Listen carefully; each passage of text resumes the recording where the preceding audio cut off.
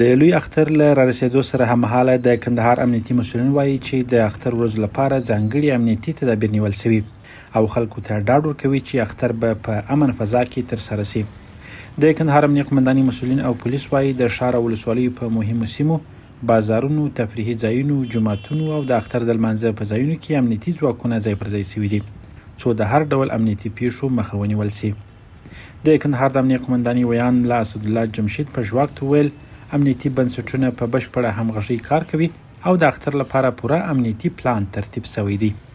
کندهار ولایت اړوند 15 امنیتي حوزو او 19 ولسوالیو کې د نیکمرغه لوی اختر د دې مبارک ورځ لپاره ځانګړي امنیتي تدابیر نیول شوي ترڅو هیوادوال دغه د خوشحالۍ او د نیکمرغۍ ورځې په ډاډمنه فضا کې ولمانځي. د کندهار اوسېدونکو ځوانانو څخه غوښتنه ده کله چې دوی تفریحي ځایونو ته ځي، میله ځایونو ته ځي، د خپلو نقلیه وسایطو سره د ډېر احتیاط کې. دا څو ورځې مخکې موږ شهیدان یو چې دلته په کندهار کې ترافیکي پیښو له امله ډېر زیانونه واوښتل، ډېر خلکو ژوند د لاسه ورکړی دی. ښاغلي جمشید ویل امنیتي ځواکونو ته سپارښتنه شوې چې له خلکو سره ښه چلند وکړي او د امنیت د ټینګښت ترڅنګ د ترافیکي نظم او عامه اسانتیاو په برخه کې هم همکاري وکړي. امنیتي پولیس هم وایي د اختر پر مهال به د کندهار ښار مهم بازارونه، پارکونه، د ماشومانو تفریحي ځایونه او د خلکو د ګڼې ګوڼې نور مرکزونه تر څار لاندې وي او خلک دې په ډاډه زړه اختر ولمانځي.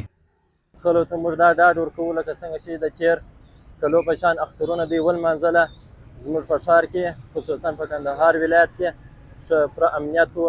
دې ته موږ لا پوره ډاډ ورکوو چې اوس هم بیا هغه رقم امنیت دی، دوی دې خپل خوشحالۍ وکړي او خپل قربانۍ دې وکړي، خپل د قریبانو او دوستانو کره دې ولاړ شي. لکه د تېر اختر پر څېر باندې امنیت هغسې برابر دی، الحمدلله ډېر ښه امنیت دی. ټولو هیوادوالو ته دا اطمینان ورکوو چې لیله الحمد په ټول هیواد او خاص کر کندهار ولایت کې امن امنیت دی.